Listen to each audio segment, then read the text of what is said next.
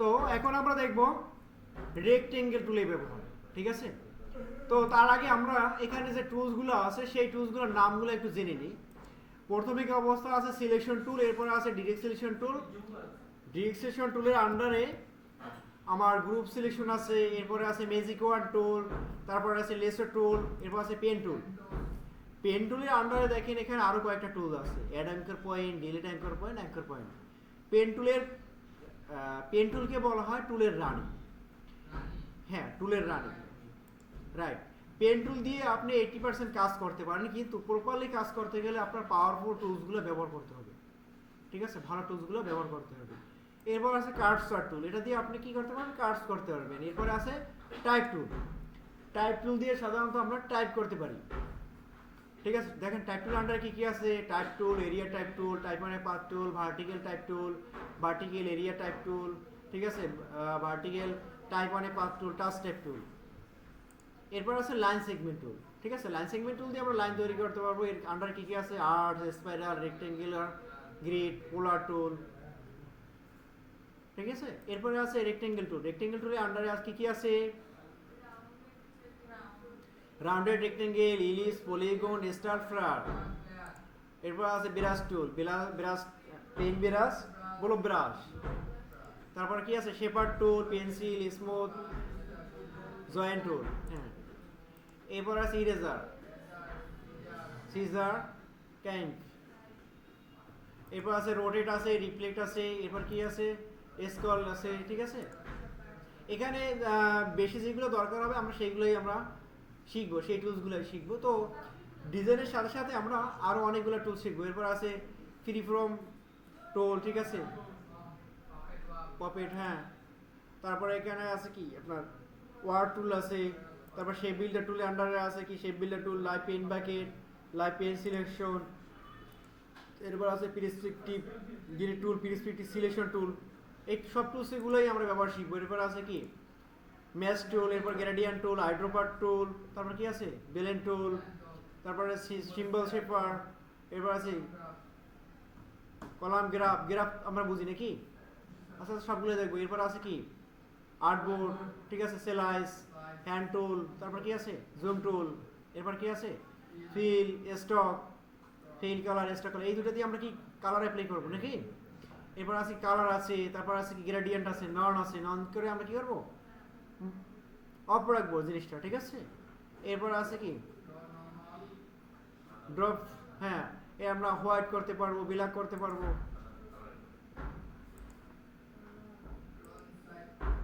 তারপর আছে কি? স্ক্রিন মোড আছে, আমরা আগেই দেখছি স্ক্রিন মোড, প্রেজেন্টেশন মোড, তারপরে normal mode, full screen mode with menu bar, ঠিক আছে? ফুল স্ক্রিন মোড, এগুলো আমরা দেখবো। তারপর আছে কি? এখানে এডিট, এডিট টুলবার। আমরা চাইলে এখান থেকে টুলবারটা এডিট করতে পারি।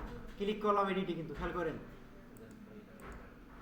এডিটে ক্লিক করার পরে আমরা এই মেনুতে আসবো। মেনু কোথায়? মেনু আইকনটা কোথায় একটু দেখি। এইটা হচ্ছে আমার মেনু আইকন, খেয়াল করেন। আমি মেনু আইকনে ক্লিক করি। মেনু আইকনে ক্লিক করার পর দেখেন এখানে আছে অ্যাডভান্স আছে, বেসিক আছে, নিউ টুলবার আছে, ম্যানেজ টুলবার, ঠিক আছে? আমরা কোথায় আছি? অ্যাডভান্সে। অ্যাডভান্সের আন্ডারে যখনই থাকবেন তখন কিন্তু আপনি সকল টুলসগুলো পেয়ে যাবেন। যদি বেসিকে থাকেন অল্প কয়েকটা টুল পাবেন, ঠিক আছে? এবার নিউ টুলস বার আছে কি? আপনি নতুন করে আপনার মতো করে আপনি টুলসগুলো আইনে আইনে সাজাতে পারেন, যেগুলো আপনার দরকার। ক্লিয়ার? আমরা অ্যাডভান্সেই থাকবো, কেননা কাজ করতে গেলে আমার সকল টুলসের দরকার হবে, ঠিক আছে? যদি আপনার টুলসগুলো উল্টাপাল্টা হয়ে যায় সেক্ষেত্রে কী করবেন? রিসেট, ভেরি গুড, রিসেট করবেন, ঠিক আছে? আমাদের টুলসগুলো উল্টাপাল্টা নাই, তো আমাদের রিসেট করার কোনো দরকার নেই, ঠিক আছে? তো এখন আমরা কোন টুল দেখার কথা বলছিলাম প্রাথমিক অবস্থায়? রেক্টেঙ্গেল টুল। এখন কথা আছে রেক্টেঙ্গেল টুল দিয়ে আমরা কি করব? রেক্টেঙ্গেল টুল দিয়ে আমরা শেপ তৈরি করব। অর্থাৎ রেক্টেঙ্গেল টুলের আন্ডারে যে টুলগুলো আছে নিচেরটা বাদে সবগুলো দিয়েই কিন্তু আমরা শেপ তৈরি করতে পারবো। এখন বিভিন্ন আকৃতির শেপ আমরা তৈরি করতে পারবো, ঠিক আছে? রাউন্ডেড, রেক্টেঙ্গেল, তারপর ইলিপস, পলিগন, স্টার, এগুলো দিয়ে আমরা এই কাজগুলো করতে পারবো, ঠিক আছে? আমরা প্রাথমিক অবস্থায় রেক্টেঙ্গেল টুলটা নেই, আমি একটু জুম দিয়ে নিই, আরবোটা জুম দিয়ে নিই। ঠিক আছে, আমরা বিভিন্নভাবে আমরা শেপ ক্রিয়েট করতে পারবো, তো সবগুলোই আমাদের জানতে হবে।